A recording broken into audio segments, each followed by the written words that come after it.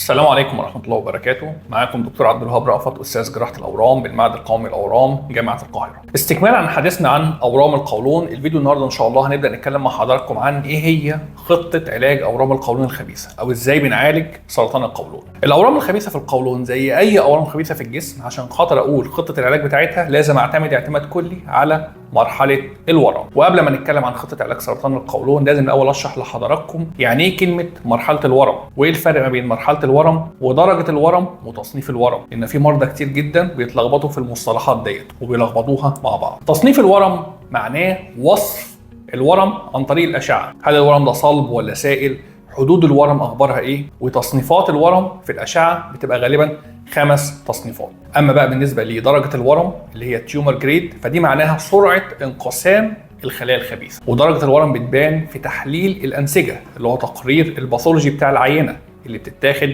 من الورم. والتيومر جريدز او درجه الورم بتبقى غالبا 3 درجات. اما بقى بالنسبه لمرحله الورم اللي هي موضوعنا النهارده، فمرحله الورم معناها هل الورم ده منتشر ولا غير منتشر، ولا هو منتشر، هل هو منتشر عن طريق القنوات الليمفاويه للغدد الليمفاويه المجاوره، ولا منتشر عن طريق الدم لاعضاء اخرى. اللي بيحدد مرحله الورم هو الطبيب المعالج، لان هو اللي بيبقى كشف على المريض اكلينيكيا وبيبقى قدامه كل فحوصات المريض. ومرحله الورم اللي هي التيومر ستيجز بتبقى غالبا 4 مراحل. طيب نيجي نتكلم بقى عن اورام القولون. احنا قلنا عشان نعالج القولون او نعالج سرطان القولون لازم احدد اول مرحله الورم. مرحله اورام القولون او مراحل اورام القولون هي 4 مراحل. المرحله الاولى معناها ان الورم موجود داخل الجدار الداخلي للقولون وما اخترقش لسه الجدار الخارجي. زي ما قلنا قبل كده القولون ده عباره عن خرطوم لجدار داخلي وجدار خارجي. فالمرحله الاولى لسرطان القولون معناها ان الورم موجود في الجدار الداخلي وما اخترقش الجدار الخارجي،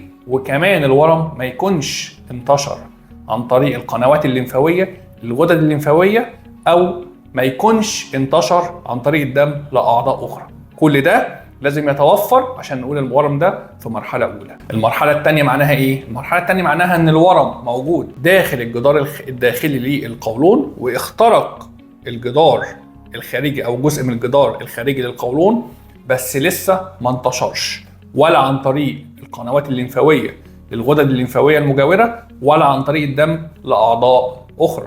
المرحله الثالثه للورم معناها ان الورم انتشر عن طريق القنوات الليمفاويه للغدد الليمفاويه المجاوره للقولون، بس لسه ما انتشرش عن طريق الدم لاعضاء بعيده عن القولون. اما بقى المرحله الرابعه فمعناها ان الورم للاسف انتشر عن طريق الدم لاعضاء اخرى. زي ايه؟ زي الرئه، زي الكبد، واحيانا بيبقى العظم. او ان يكون الورم انتشر عن طريق القنوات الليمفاويه ولكن لغدد ليمفاويه بعيده عن القولون.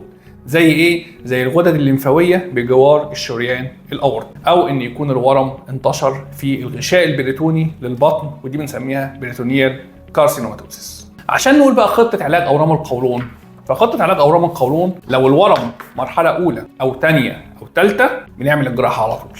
اما لو الورم مرحله رابعه لازم ادي علاج كيماوي قبل الجراحه. السؤال بقى المهم اللي هيتسال هنا، هل يا دكتور هنكتفي بالجراحه بس ولا هيبقى في علاج كيماوي بعد الجراحه؟ برضه على حسب مرحله الورم. المرحله الاولى الاكيد ان شاء الله تعالى ان احنا هنكتفي بالعمليه الجراحيه فقط ومش محتاج ادي علاج كيماوي بعد العمليه. اما بالنسبه للمرحله الثانيه فعلى حسب، في بعض المرضى بديهم علاج كيماوي بعد العمليه وفي بعض المرضى بنكتفي فقط بالعمليه الجراحيه.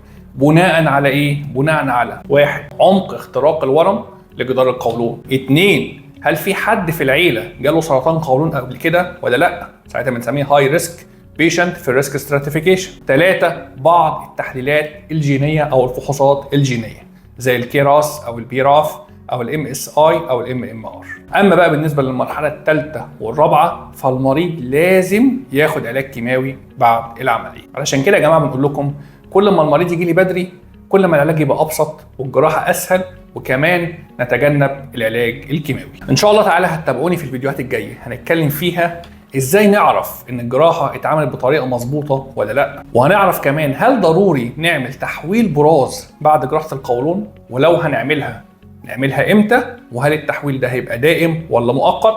كمان هنتكلم عن خطوات المتابعه او اصول المتابعه ما بعد جراحات استئصال اورام القولون. وربنا يتمم شفاكم على خير.